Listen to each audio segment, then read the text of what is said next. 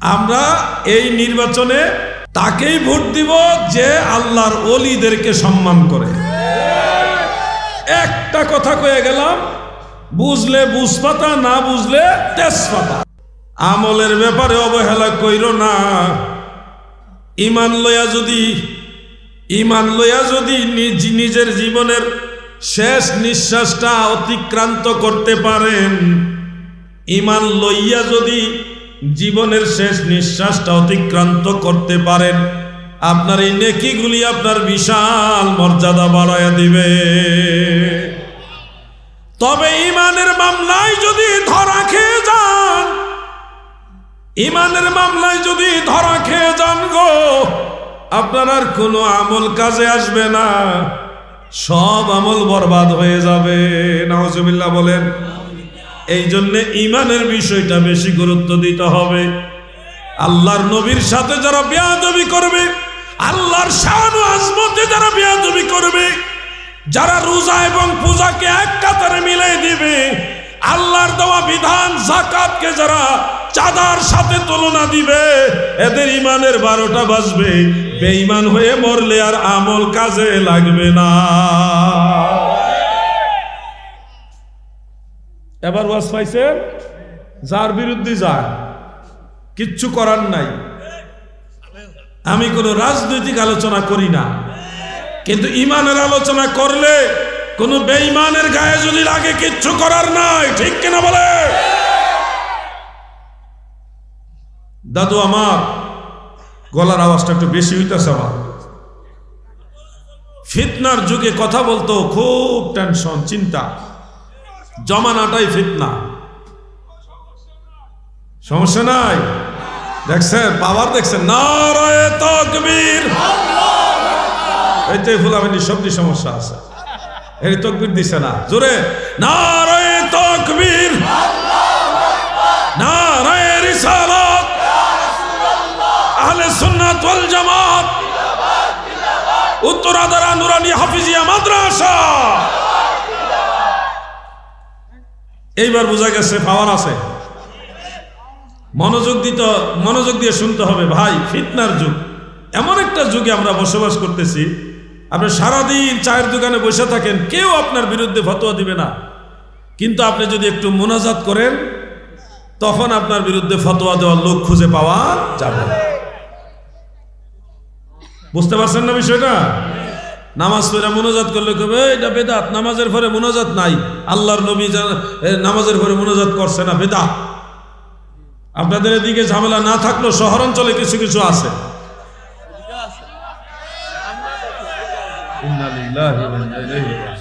এদিকে আসেনি? মনে রাখবেন, ফরজ নামাজের পরে হাত তুলে দোয়া করা আল্লাহর রাসূলের সুন্নাত। আমার জানা মতে 9টি হাদিস শরীফ থেকে ফরজ নামাজের পরে হাত তুলে মুনাজাত প্রমাণিত আছে। কয়টি হাদিস বলেন? কয়টি? আপনারা মুনাজাত করবেন। আমার দয়াল নবীজি নামাজের পরে মুনাজাত করেছেন, যার প্রমাণ হিসেবে একটা সহিহ হাদিস আপনাদের শোনাই। তাফসীর ইবনে আবি হাতেম একটা কিতাব রয়েছে, এটা 1100 বছরের আগের কিতাব। কয়শো বছর? দাদু কত বছর? 1100 বছর। কয়দিন আগে এক সভাপতি সাহেবরে জিজ্ঞেসি কত বছর, কয় 11 বছর। আজকে ট্রাই করলাম যে আপনি আবার 11 নামেন কিনা। 1100 বছরের আগের কিতাব তাফসীর ইবনে আবি হাতেমের মধ্যে উল্লেখ রয়েছে বিশুদ্ধ সনদে এইভাবে, عن أبي هريرة رضي الله تعالى عنه قال كان رسول الله صلى الله عليه وسلم رفع يديه بعدما سلم وهو مستقبل القبلة إلى آخر الحديث। হযরত আবু হুরায়রা বলেন, জগতের মানুষেরা শুনো, হযরত আবু হুরায়রা বলেন, আমাদের দয়াল নবীজি রাহমাতুল লিল আলামিন নামাজের সালাম ফিরাইবার পরে কিবলামুখী হয়ে 2 হাত তুলে দোয়া করেছে।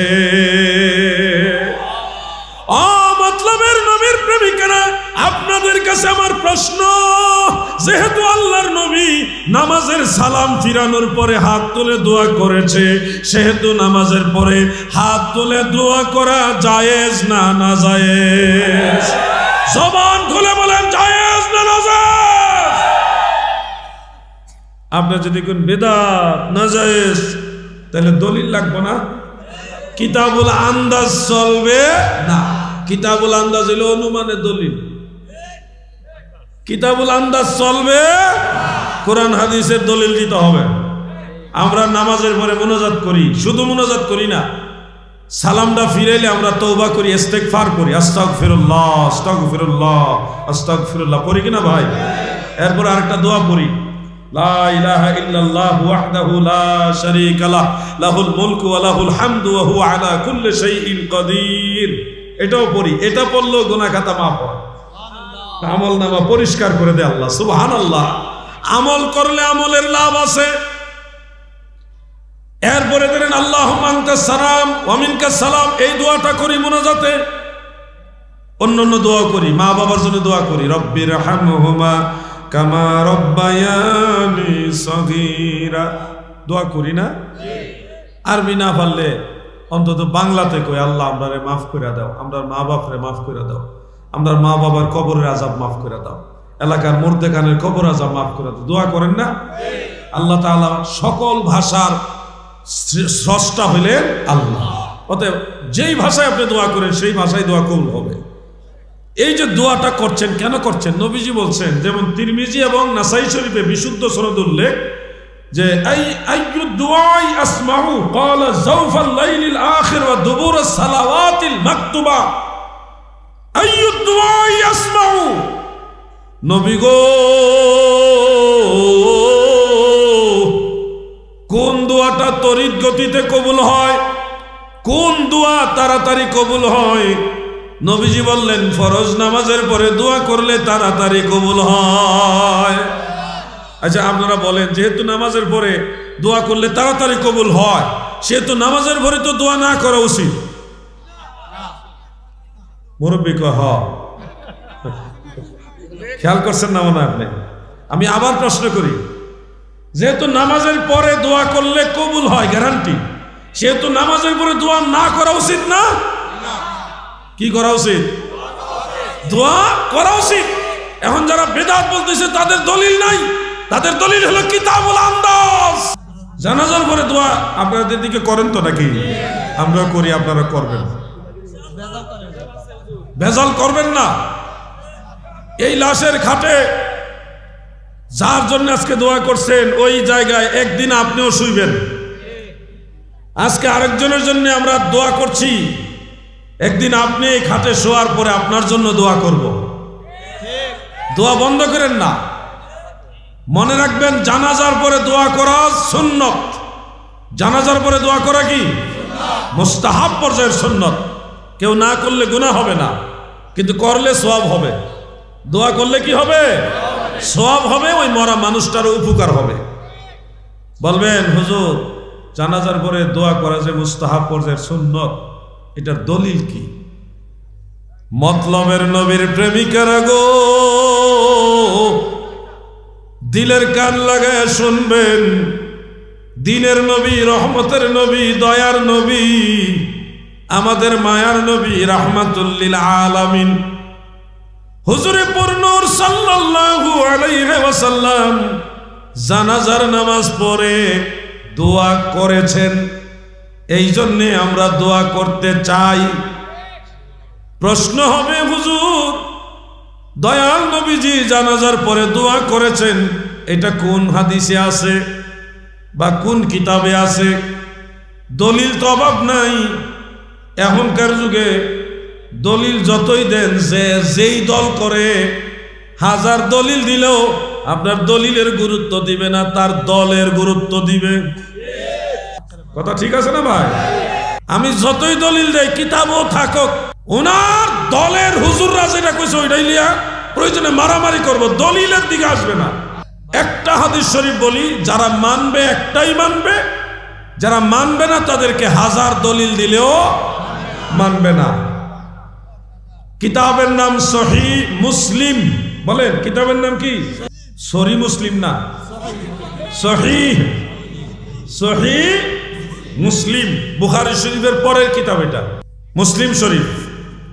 ওই কিতাবের আন্তর্জাতিক হাদিস নাম্বার হলো 2276, 2276। মনে রাখেন, সহজ করে দিলাম।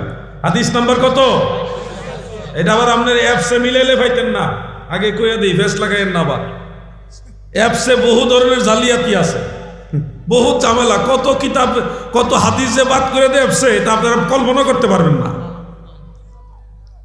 সহিহ মুসলিমের মূল আরবি কিতাবের 2276 নম্বর হাদিস, হাদিসের মূল মতনের একটা অংশ আমি আপনাদের পড়ে শোনাচ্ছি। عن عوف بن مالك رضي الله تعالى عنه قال صلى رسول الله صلى الله عليه وسلم على جنازة فحفظت من دعائه وهو يقول اللهم اغفر له وارحمه إلى آخر الحديث। লম্বা একটা দোয়া। হযরত আউফ ইবনে মালিক বলেন, আল্লাহর নবী রাহমাতুল লিল আলামিন এক ব্যক্তির জানাজার নামাজ আদায় করলেন। ফাহাফিজতু মিন দুআইহি, অতঃপর আমি নবীজির সেই দোয়াটা শুনে মুখস্থ করলাম, হিফজ করলাম। দোয়াটা ছিল লম্বা একটা দোয়া, আল্লাহুম্মা গফির লাহু ওয়ারহামহু, আল্লাহ তাকে তুমি ক্ষমা করো, তাকে রহম করো, তার কবরকে তুমি প্রশস্ত করো, আল্লাহ তাকে তুমি জান্নাতি পানি দিয়ে গোসল করাও। বহুত সুন্দর একটা দোয়া, এত সুন্দর দোয়া নবীজি করেছেন। এই দোয়া শুনে সাহাবী যিনি রাবি বর্ণনাকারী, উনি বলতেছে, আমি যদি এই মৃত ব্যক্তি হইতাম আর আল্লাহর নবী যদি আমার জন্য এইভাবে দোয়া করত, কতই না ভালো হইতো। সুবহানাল্লাহ বলুন। এই যে দোয়াটা প্রিয় নবীজি করলেন, এটা কি জানাজার ভিতরে না বাহিরে, এই বিষয়ে পরিষ্কার করেছেন হাফেজুল হাদিস ইমাম মহিউদ্দিন নববী রহমাতুল্লাহ। মুসলিম শরীফের শরহ আল মিনহাজ, শরহে মুসলিম আপনাদের ঘরে আছে অথবা অ্যাপসে মোবাইলে কোনো না কোনো মাধ্যমে যদি শামেলার মধ্যেও থাকে দেখে নেবেন। ফাহাফিজতু মিন দুআইহি, এই কথার তশরিহ করেছেন ইমাম নববী। তিনি লিখতেছেন এই দোয়াটা ছিল বাদা সালাত, জানাজার নামাজের পরে, জানাজার নামাজের পরে। তাহলে বোঝা যাচ্ছে স্বয়ং রাহমাতুল লিল আলামিন জানাজার নামাজের পরে দোয়া করেছেন। এবার আপনারা আমাকে বলুন, আল্লাহর নবী যদি জানাজার পরে আবার দোয়া করে, তাহলে এই দোয়া জায়েজ না না জায়েজ? জোরে বলেন, জায়েজ না না জায়েজ? পুরাই জায়েজ নাকি? মাশাআল্লাহ, মুরব্বির জজবা আছে।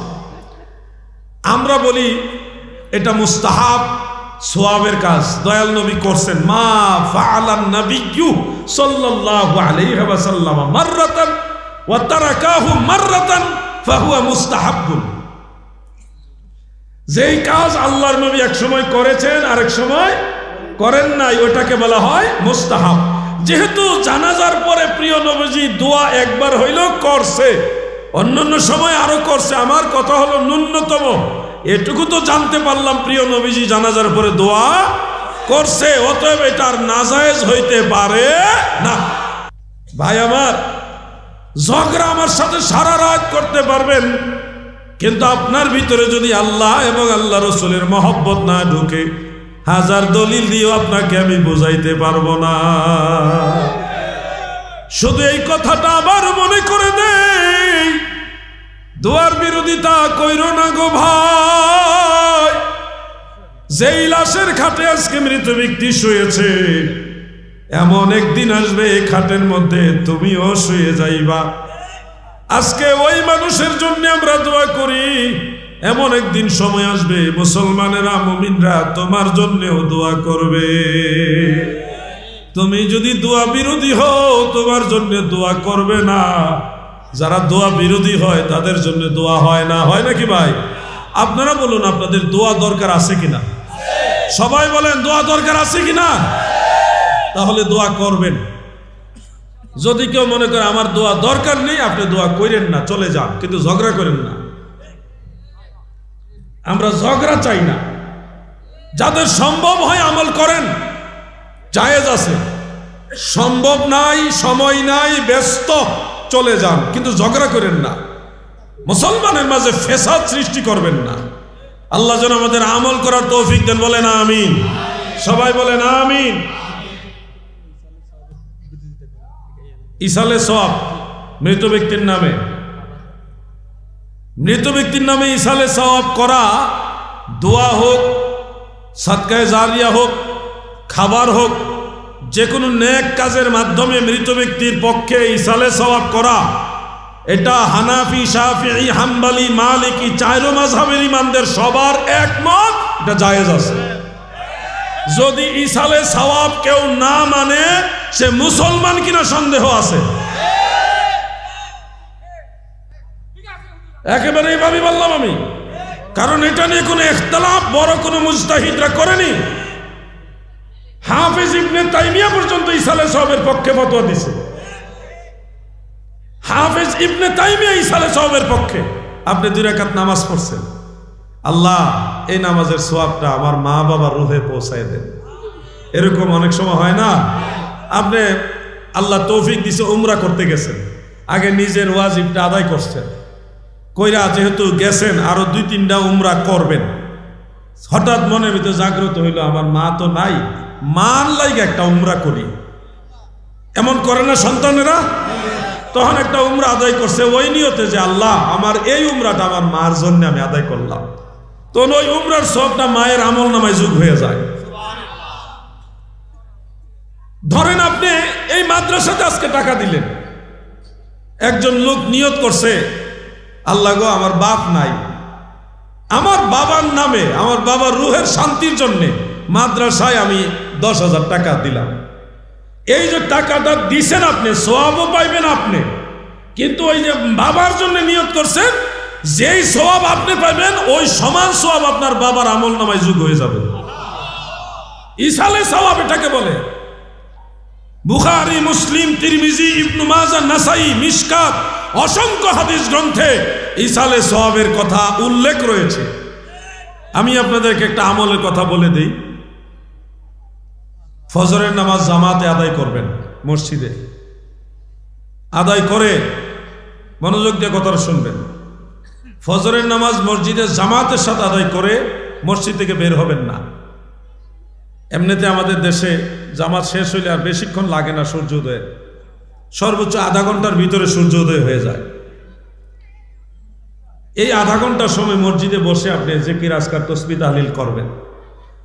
সূর্য উঠে গেছে যখন নিশ্চিত হবেন, তখন 2 রাকাত নামাজ পড়বেন, ইশরাকের নামাজ। কিসের নামাজ? 2 রাকাত, মাত্র 2 রাকাত নামাজ পড়বেন, ওইরা বের হয়ে যাবেন। এতে কি হবে? আপনার আমল নামায় একটা বড় হজ আর একটা উমরা হজ, 2টা হজের সওয়াব আল্লাহ দান করে দিবে। ইশরাকের নামাজের পাওয়ার এটা। আপনি যদি নিয়ত করেন আল্লাহ এই ইশরাকের নামাজের সওয়াবটা আমার মা বাবার রুহে বকশিশ করে দেন, আপনার নিয়তের সাথে সাথে আপনার মা বাবার রুহে সওয়াবটা পৌঁছে যাবে। ইসালে সওয়াব অস্বীকার করে যারা, এদের পিছনে নামাজ পড়া যাবে না, এদের ইমানের মামলায় ঝামেলা আছে। এই যদি মসজিদের ইমাম হয় তাকে মসজিদে তাড়াতাড়ি করে, আপনাদের কোনো নামাজ হবে না। ইসালে সওয়াব যে মানে না, হ্যাঁ মুসলমান হতে পারে না, এটা অন্য কোনো এজেন্ডা বাস্তবায়ন করতে আসছে এখানে। জায়েজ না জায়েজ এটা প্রমাণিত হবে কোরআন হাদিস থেকে। যুক্তি দিয়া কোনো জিনিস না জায়েজও হয় না, যুক্তি দিয়া জায়েজও হয় না। জায়েজ না জায়েজ হবে কোরআন হাদিস দিয়া। মনে রাখবেন, আমরা যে মানুষ মারা গেলে তার জন্য 4 দিনে, 5 দিনে বা 40 দিনে অথবা 2-4 দিন আগে পিছে সবাই যেদিন ছুটি পায়, যেদিন সবার সুবিধা হয়, ওই দিনটা ধার্য করে একটা তৌফিক অনুযায়ী একটা খাওয়ানোর আয়োজন করি। এলাকার ময় মুরব্বী যারা 5 ওয়াক্ত নামাজ পড়ে এমন মুসল্লি, এবং এলাকার গরিব যারা, বিশেষ করে গরিব যারা, তাদেরকে আমরা দাওয়াত দিই। মাদ্রাসা থাকলে মাদ্রাসার হুজুর এবং ছাত্রদেরকেও দাওয়াত দিই যে আমার মা বাবার নামে 4টা ডাইল ভাত আপনারা খাইয়া যাবেন। কি এরকম দেন না আপনারা? এই ধরনের অনুষ্ঠান করা মুস্তাহাব, সওয়াবের কাজ। দলিল কি? 2টা কিতাবের নাম বলি, মনে রাখবেন। প্রথম কিতাবটা যিনি লিখেছেন উনি ইমাম বুখারীর উস্তাদ, ওনার নাম ইমাম আহমদ বিন হাম্বল রহমতুল্লাহ আলাইহি। বেশি জানতো না, 6 লক্ষ থেকে 10 লক্ষ হাদিসের সনদ মুখস্থ জানতো। ইমাম আহমদ বিন হাম্বল, ইমাম বুখারীর উস্তাদ। ওনার মাজার হলো ইরাকের রাজধানী বাগদাদ শরীফে। আমি নিজে জিয়ারত করে আসছি। আগামী জানুয়ারি মাসের প্রথম দিকে আবার গাউসে পাকের দরবারে যাব ইনশাআল্লাহ। আপনারা কেউ যাইতে চাইলে এখনো সুযোগ আছে। ইমাম আহমদ বিন হাম্বল রহমতুল্লাহ আলাইহির সেই কিতাবের নাম হলো কিতাবুজ জুহুদ। কিতাবুজ জুহুদ এক শব্দ হলো আজ-জুহুদ। আজ-জুহুদ পুরাতন নুসখার মধ্যে হাদিসটা আছে, নতুন নুসখা থেকে আবার বাদ করে দিয়েছে। কত বড় সুর চিন্তা করেন ওয়াহাবীরা। নতুন ছাপার মধ্যে হাদিস নাই, পুরান ছাপার মধ্যে আছে। এখন আরেকটা কিতাব, ওটার নাম হলো হিলিয়াতুল আউলিয়া। হিলিয়াতুল আউলিয়া, এটা প্রায় 1100 বছর আগের কিতাব। ইমাম আবু নুআইম ইসফাহানি রহমাতুল্লাহ আলাইহি। দুইটা কিতাবের নাম কইছি, যারা 40 জিয়াফত মানে না তারার ঘরে দেখবেন এই কিতাবই নাই, এই কিতাবই খুঁজে পাইতেন না। আল্লাহর রহমতে দুইটা কিতাবই আমার কাছে আছে আলহামদুলিল্লাহ। আরেকটা সহজ একেবারে হাতের নাগালে যেটা পাওয়া যায় সেটা বলে দেই, তাহলে আরো ইজি হবে। আল হাবিলিল ফাতাওয়া, এটা অ্যাভেলেবেল পাওয়া যায়। হাফেজ জালালউদ্দিন সুয়ুতী রাহমাতুল্লাহ আলাইহির লেখা আল হাবিলিল ফাতাওয়া, সেই কিতাবের মধ্যে ইমাম জালালউদ্দিন সুয়ুতী এই ব্যাপারে আলাদা একটা রিসালা লিখেছেন। সেই রিসালাটা উল্লেখ করেন, সেখানে একটা বিশুদ্ধ সনদের হাদিস রয়েছে। হাদিসের মূল মতনটা হলো এরকম: ইন্নাল মাউতা ইউফতানুনা ফি কুবুরিহিম সাবআ। কবরের মধ্যে প্রথম 7 দিন খুব বেশি ফিতনা হয়। প্রথম 7 দিন কবরের মধ্যে খুব বেশি আযাব হয়, কষ্ট হয়।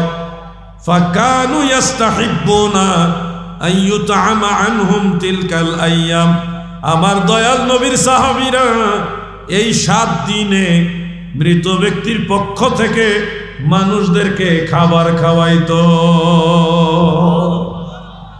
আমরা মতলবের মুসলমান, একদিন খাওয়াইলেই এত ফতোয়া দেন। দয়াল নবীর সাহাবারা 7 দিন খাওয়াইছে, এইটা কি করবেন? শুনেনি নাই? আল্লাহ, 3টা কিতাবের নাম করে দিলাম তো, যে কোনো একাধারে 7 দিন। এখন কিতাবের নাম যে কইলাম 3টা কইছি, 3টার মধ্যে ওই কিতাবুজ জুহুদ আপনারা খুঁজে পাবেন, কষ্ট হইব। কিন্তু আল হাবিলিল ফাতাওয়া যেটা বললাম, আমার ভাই আছে, আরো আলেম ওলামা আছে, ওনারা চাইলেই সংগ্রহ করতে পারবে, অথবা ঘরে আসেও, একটু নাড়াচাড়া দিলে পাওয়া যাবেন মাসালা। ইমাম সুয়ুতী রহমাতুল্লাহ আলাইহি বলছে এটা মুস্তাহাব। এই ধরনের জিয়াফত করা কি মুস্তাহাব, সওয়াবের কাজ। হাফেজুল হাদিস 2 লক্ষ হাদিস যিনি মুখস্থ জানতেন, উনি বলতেছেন এটা জায়েজ মুস্তাহাব। সলিমউদ্দিনের ফুলা কলিমউদ্দিন, বাপ দাদার নাম নাই, সানমুল্লাহর বিয়াই, একই বেদাত। খামোশ। এই একই খরচের টাকা যদি উনারে দিয়ে দেয়,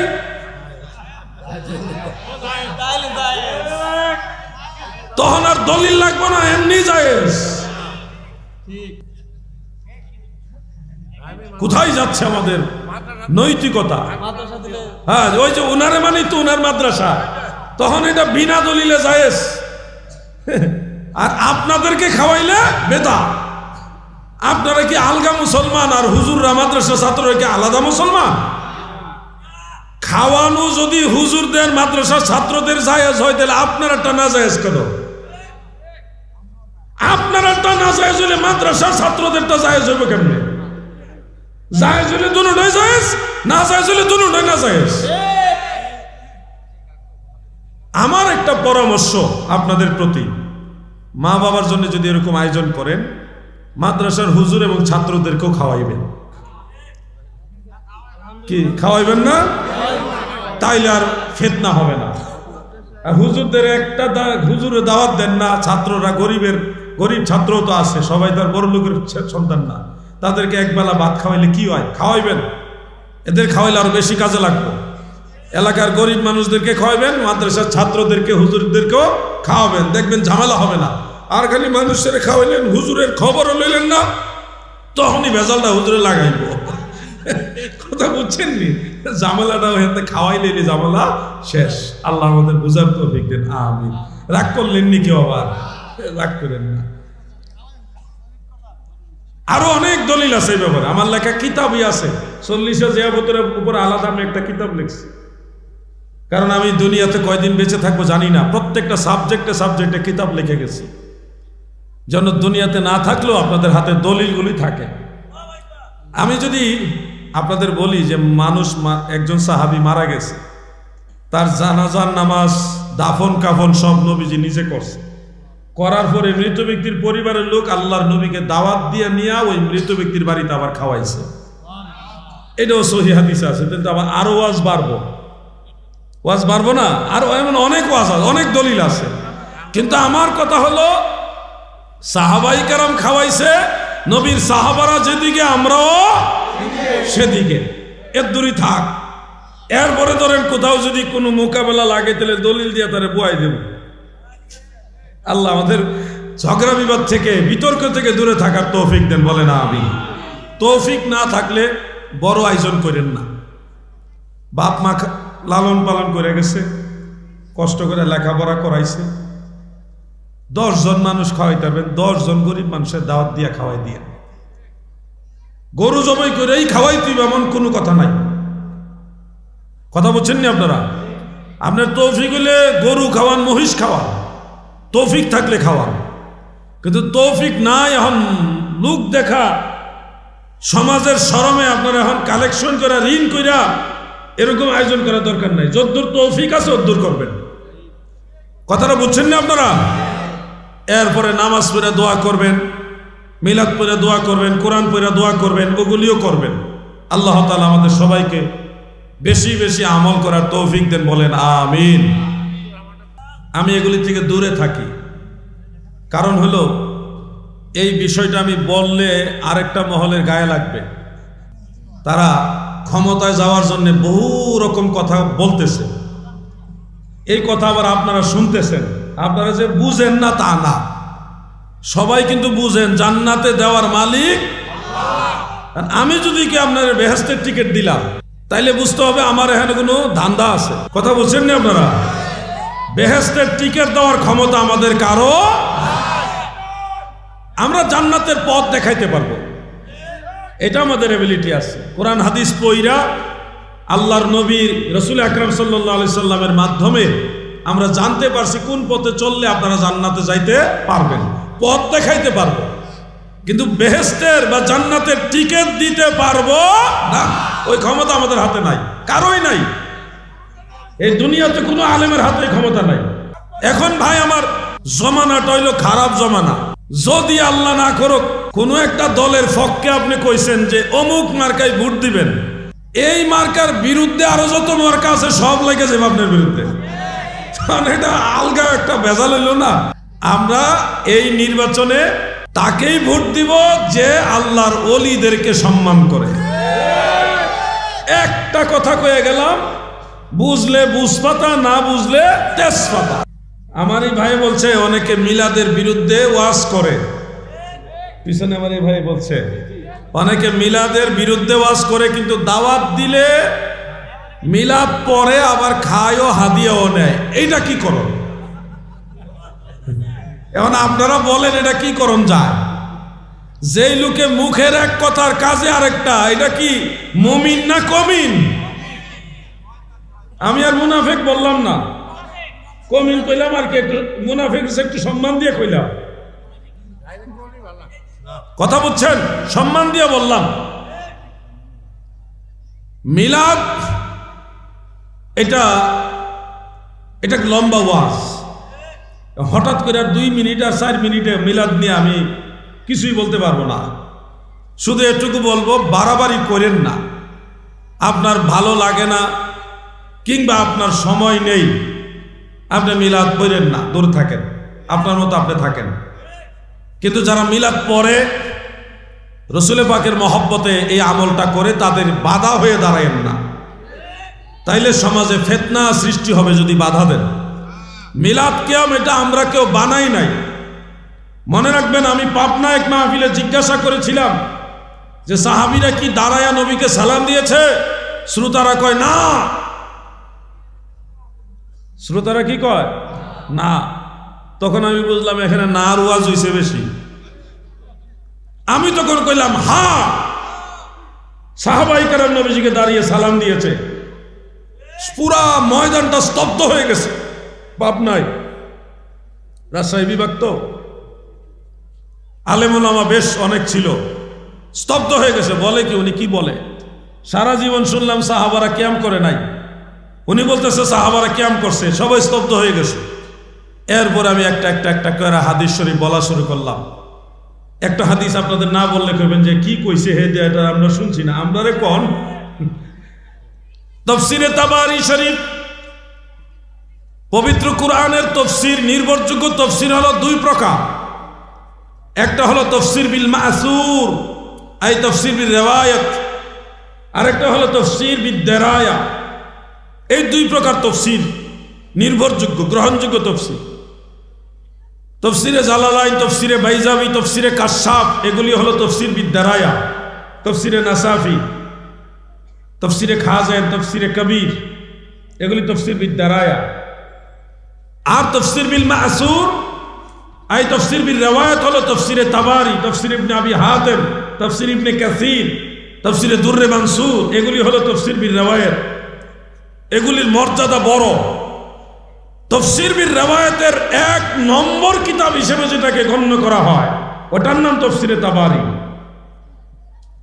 সেই তাফসীরে তাবারীতে সূরা আহজাবের 56 নম্বর আয়াতের তাফসীরের মধ্যে বিশুদ্ধ সনদে হাদিস উল্লেখ, যেটা তাফসীরে রুহুল বয়ানের মধ্যে কোট করেছেন ইসমাইল হাক্কি হানাফি রাহিমাহুল্লাহ। আল্লাহ তাআলা নির্দেশ দিয়েছেন, ইয়া আইয়ুহাল্লাযীনা আমানু সাল্লু আলাইহি ওয়া সাল্লিমু তাসলিমা। ইমানদার বান্দা বান্দিরা গো,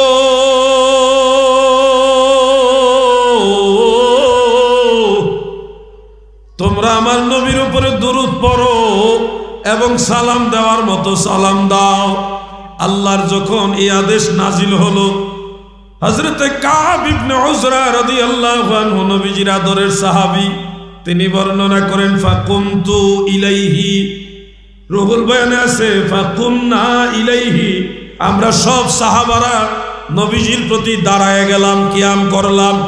ওয়া কুলনা আসসালামু আলাইকা আইয়ুহান নবী ওয়া রাহমাতুল্লাহি ওয়া বারাকাতু, সব সাহাবারা ওই মজলিসে দাঁড়ায়া দাঁড়ায়া সালাম জানাইছে। সুবহানাল্লাহ। এবার আপনারা নিশ্চিত হলেন যে সাহাবীরাও দাঁড়ায়া সালাম দিয়েছে। আরো বহু হাদিস শরীফ আছে। হুট করে বেদাত বলে দিয়েন না ভাই। বলবেন সাহাবারা দেখে দেখে দিছে, আমরা তো দেখি না। না দেখে কেন দাঁড়াই? ওরে ভাইরে, কবরস্থানে যে সালাম দেন আপনাকে দেখে দেখে সালাম দেন? হ্যাঁ, কবরস্থানের কিনারে যখন সালাম দেন কেমনে দেন? আসসালামু আলাইকুম ইয়া আহলাল কুবুর, হে কবরবাসী আপনাদের উপরে সালাম। তো কবরবাসীর দেখে দেখে সালাম দেন না না দেখে দেন?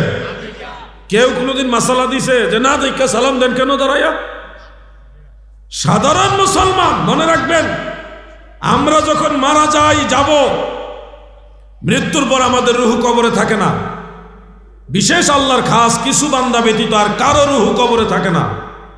রুহু চলে যায় ইল্লিয়িনে আর হয় সিজ্জিনে। কবরের মধ্যে কোনো মানুষের রুহু থাকে না। সেই ইল্লিয়িন আর সিজ্জিনে রুহু কবরস্থানে কিনারে আপনি দাঁড়ায় তাকে সম্বোধন করে বলছেন আসসালামু আলাইকুম ইয়া আহলাল কুবুর। সে এখানে উপস্থিত নাই, অনুপস্থিত, তা সত্ত্বেও তাকে সম্বোধন করে সালাম দিচ্ছেন না দেখে। কোনো মাসালা নাই। আরে সাধারণ মুসলমানকে যদি না দেখে দাঁড়ায় সালাম দেওয়া যায়, আল্লাহর নবীকে কেন দেওয়া যাবে না? আমি নবীকে দেখি না, কিন্তু নবী আমাকে দেখে, ওটার দলিল আছে। নবীজি শুধু আমাদেরকে দেখে না, লোহে মাহফুজও দেখে, হাউজে কাউসার পর্যন্ত দেখে। আমার নবীজির কাছে গোটা দুনিয়াটা হাতের তালু মুবারকের মতো। অতএব আমি দাঁড়ায়া নবীজিকে সম্মান করছি, এটা নবীজির নজরে আছে। তো আল্লাহর এক বান্দা আল্লাহর নবীকে দাঁড়ায়া সম্মান করতেছে, এই দৃশ্য দেখলে নবীজি বেজার হবে না খুশি হবে? অতএব নবীজির মহব্বতে আমরা দাঁড়াই, মহব্বত প্রকাশের জন্য। এটা সলফে সালিহিন করে গেছে। মা রাআল মুসলিমুনা হাসানান ফাহুয়া ইনদাল্লাহি হাসান, ইস্তিমালুন নাস হুজ্জাতুন ইয়াজিবুল আমালু বিহা। উসুল, এই উসুল মোতাবেকের বিরোধিতা করা জায়েজ নাই। আল্লাহ তাআলা আমাদের বোঝার তৌফিক দেন, বলে না আমিন। একেবারে সংক্ষিপ্ত বললাম, মিলাদ ক্যামেরা আলোচনা এত কম সময়ে বলা যাবে না, এটা নিয়ে অনেক কথা অনেক জবাব। আজকের মতো আলোচনা আমরা আজমির শরীফে দেখেছি অনেক হিন্দুরা খাজা গরিবে নওয়াজের মাজারের কাছে যায়, জিয়া ভক্তি দেয়। আমরা অনেক মাজারি বাংলাদেশও দেখেছি, ভিন্ন ধর্মাবলম্বী যারা তারা মাজারে গিয়া ভক্তি দেয়, সেজদা দেয় আর কি। এটা অনেকে দলিল হিসেবে কোট করেন। অপ্রিয় হলেও সত্য, আমাদের দেশে কিছু দরবার আছে, কিছু দরবার বলতে কয়েকটা দরবার আছে যে দরবারগুলিতে মাজারের সেজদা দেওয়া জায়েজ মনে করে। নাম বললাম না, ফিতনা হবে। আহলুস সুন্নাহ ওয়াল জামাত পরিষ্কার ভাবে বিশ্বাস করে আল্লাহ তাআলা ব্যতীত আর কাউকে সেজদা দেওয়া যাবে না। সেজদার একমাত্র মালিক আল্লাহ। বলেন কে? আল্লাহ। যুবক ভাইরা বলো কে? প্রত্যেকটা দরবার এবং মাজারের কমিটি যারা আছে তাদের উপরে দায়িত্ব বিধর্মীরাও যেন মাজারে গিয়ে সেজদা না দেয়। বিধর্মীরা যদি যাইতে চায় দেখবে, সেখানে এমন কোনো কাজ করতে দেওয়া উচিত নয় যে কাজের দ্বারা মুসলমানরা বিভ্রান্ত হয়। এটা কমিটির উপরে দায়িত্ব। আর আমাদের বক্তব্য স্পষ্ট, মাজারে অথবা আল্লাহ ছাড়া অন্য কাউকে সেজদা দেওয়ার পক্ষে আমরা না। এরপরে যদি কেউ আমাদেরকে মাজার পূজারী বলে, বুঝতে হবে সে নিজে তার দল পূজারী। তার দলকে ঠিক রাখার জন্য মানুষের উপরে মিথ্যা তহমত দেয়। সারা জীবন আমি আমার এই পুরো বয়সে যতদিন মাঠ ময়দানে কথা বলতেছি, মাজার জিয়ারতের পক্ষে কথা বলি, মাজারে সেজদা দেওয়ার বিরুদ্ধে কথা বলি। এরপরও আমারও মানুষ মাজার পূজারী কয় না, এগুলি হলো দল পূজারী। এরা যতই আপনি মাজার জিয়ারতের পক্ষে বলেন, মাজারের সেজদার বিরুদ্ধে বলেন, এরা আপনাকে গালি দিবেই। আমরা এই বেইনসাফি মানুষের মিথ্যা তহমত শিখিনি, যার কারণে আমরা সত্য কথাটা বলি। এরা ওয়াহাবি। এরা কি? ওয়াহাবি। এদের মূলেই সমস্যা। এরা চিরকাল আমাদেরকে শত্রু মনে করেছে, করবে, কারণ তাদের আকীদার সাথে আমাদের আকীদার বেশ কম। মূলে সমস্যা। মাজার আর জিয়ারত সমস্যা না, মূলে সমস্যা। আচ্ছা, আমাদের এই মাহফিলে এসে কেউ যদি বলে আল্লাহ তাআলা মিথ্যা কথা বলতে পারে কিন্তু বলে না, এটা কি আপনারা মানবেন? একটা পেশ আছে এখানে, আল্লাহ মিথ্যা কথা বলতে পারে কিন্তু বলে না। তো বলে না যেহেতু, বললে মিথ্যা কথা বলতে পারে, বলে না, তাহলে তো ঠিকই আছে না? এখানেও ঠিক নাই, এখানেও ঠিক নাই। মিথ্যা কথা বলা জিনিসটা কি ভালো কাজ না খারাপ কাজ? নারায়ণগঞ্জের ২৫০০ থানার মাদ্রাসার এক শিক্ষক আমাকে একবার ফোন করেছিল, বলছে হুজুর, আল্লাহ তাআলা মিথ্যা কথা বলতে পারেন কিন্তু বলেন না, এরপরও এই কথার মধ্যে দোষ কোনটা? আমি বললাম দোষ হইল বলতে পারেন এই চিন্তা মাথায় রাখা। এইটাই সমস্যা, এই চিন্তা মাথায় রাখা যাবে না। কারণ আল্লাহ তাআলা সকল প্রকার নুকস, সকল প্রকার ত্রুটি থেকে পুত পবিত্র। মিথ্যা বলা এটা আল্লাহর ব্যাপারে মহাল, অসম্ভব, অসম্ভব। কখনোই মিথ্যা কথা বলেনি, বলেন না, বলতে পারেন না, এটা আল্লাহর ব্যাপারে অসম্ভব। এই জন্যে বলতে পারেন এই কথা আর চলবে না। হুজুর আর একটু ক্লিয়ার করেন। আমি তখন বললাম যে আপনি কোন হুজুরের ছাত্র বলেন? তখন চট্টগ্রামের একজন বড় আলেমের নাম বলছে, বড় এক মাদ্রাসার, আমি নাম বলবো না, উনি গত হয়ে গেছেন, ইন্তেকাল হয়ে গেছে। আমি বললাম যে আপনার অমুক উস্তাদ বলৎকার করতে পারে কিন্তু করে না, এই কথাটা আপনি কেমনে নিবেন? না না, আস্তাগফিরুল্লাহ, আস্তাগফিরুল্লাহ। এত বড় একজন শায়েখ, একজন বুজুর্গ, এত বড় প্রবীণ আলেম, ওনার ব্যাপারে কথাটা যায় না, এই কথাটা ওনার ব্যাপারে যায় না। তো আমি বললাম তো কেন যাবে না, এখানে তো বলা হয়নি উনি বলৎকার করছে, করতে পারে কিন্তু করে না, তারপরে কথাটা অসুন্দর, এত বড় একজন আলেমের ব্যাপারে এই কথাটা যায় না। তাই বলে তখন বললাম যে ঠিক এর চেয়ে আর উত্তম ভাবে শুদ্ধ হইল যে আল্লাহর ব্যাপারও মিথ্যা কথা বলতে পারেন, এটা যায় না, এই কথাটা আল্লাহর ব্যাপারও যায় না। তখন হুজুর বুঝছি, কিন্তু একটু ঘুরাইয়া বুঝলাম আর কি, ঘুরাইয়া বুঝছে। ওই উস্তাদরে দিয়ে যখন মারছি তখন ব্রেনে ঢুকছে যে কিছু কিছু কথা আছে, কথাগুলি যায় না, বলা উপযুক্ত না, উচিত না। আল্লাহ তাআলা সবাইকে বোঝার তৌফিক দেন, বলেন আমিন। সবাই বলেন আমিন। মূলে যদি সমস্যা থাকে আকীদায়, তখন আপনি যত ভালো কথা বলেন আপনার পক্ষে সে কথা বলবে। এটুকু বললাম। যতগুলো আমলের কথা বলছি আশা করি আপনাদের মনে আছে, এগুলি আমল করবেন। আমল করবেন কিনা ইনশাআল্লাহ বলেন না।